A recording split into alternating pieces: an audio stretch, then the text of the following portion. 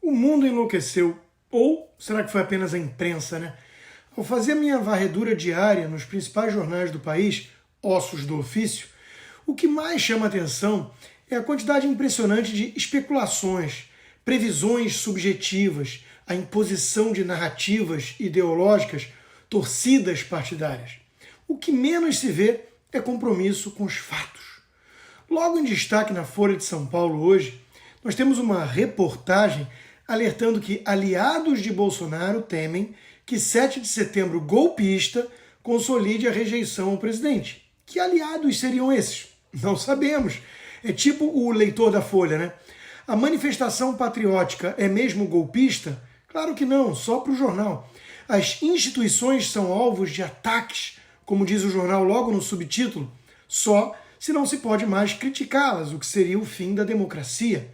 Ou seja, o troço todo é pura narrativa, nenhum fato concreto, só especulações partidárias e ideológicas para atacar e desgastar o presidente.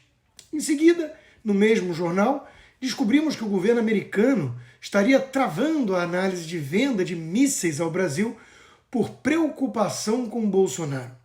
O pedido de compra foi feito ainda no governo Trump e a Folha, reproduzindo a Reuters, trata essa suposta paralisação da análise como um fato concreto de que é uma grande preocupação do governo americano todo com um governo que ataca as instituições como Bolsonaro.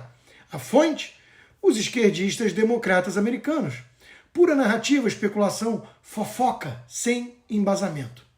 Partindo para o Globo, eu me deparo com uma coluna da especialista em ciência, Natália Pasternak, que fez relativa fama durante a pandemia ao aderir ao alarmismo da OMS e recomendar essas receitas autoritárias sem muito efeito. Dessa vez, ela fala da varíola dos macacos, mas o medo de ofender minorias ou estigmatizar certos grupos é tão grande que a ciência sai pela porta dos fundos. Gays promíscuos viram apenas homens que fazem sexo com homens, ou muitos homens desconhecidos, e ela coloca ênfase maior na necessidade de vacinas, sem a capacidade de recomendar simplesmente maior pudor, prudência aos que gostam de orgias sexuais com estranhos, pois é tabu moralizar esse tipo de comportamento, em que pese a mesma turma não ter pestanejado na hora de defender o lockdown, impedir as pessoas de trabalhar, as crianças de estudar, tudo isso na época do Covid. Já cansado, eu desisti de encarar o Estadão e fui direto para a Gazeta do Povo, respirar um pouco, o único jornal que ainda faz jornalismo de verdade. Que alívio! Ali eu encontrei um editorial sério contra os abusos de autoridades em nome de ideologias, como no caso de uma promotora baiana que tentou impor a sua visão vegana de mundo. Abre aspas.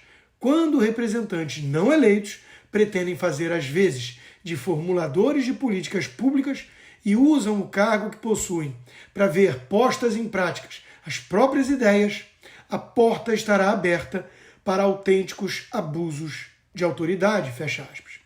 Em seguida, eu encontrei uma reportagem séria sobre o destino dos financiamentos do BNDES a ditaduras companheiras comunistas no governo Lula, mostrando em que situação eles estão hoje.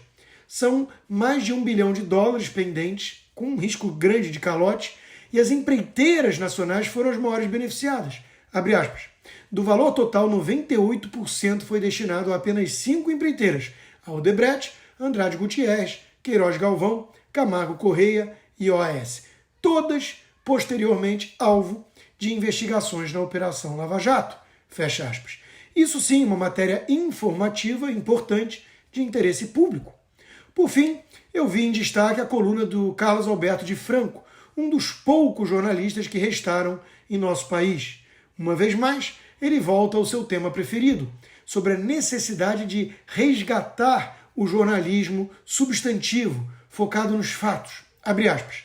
O jornalismo de qualidade exige cobrir fatos, não as nossas percepções subjetivas.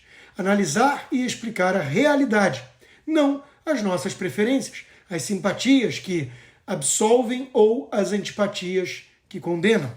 Ele continua. Isso faz toda a diferença e é serviço à sociedade. O grande equívoco da imprensa é deixar de lado a informação e assumir, mesmo com a melhor das intenções, certa politização das coberturas, cair na síndrome das narrativas, Os desvios não se combatem com o enviesamento informativo, mas com a força objetiva dos fatos e de uma apuração bem conduzida, fecha aspas. Se o Brasil tivesse mais jornalistas como o de Franco, ou se os demais jornais de peso fossem sérios como a Gazeta do Povo, o Brasil estaria numa situação bem diferente e bem melhor.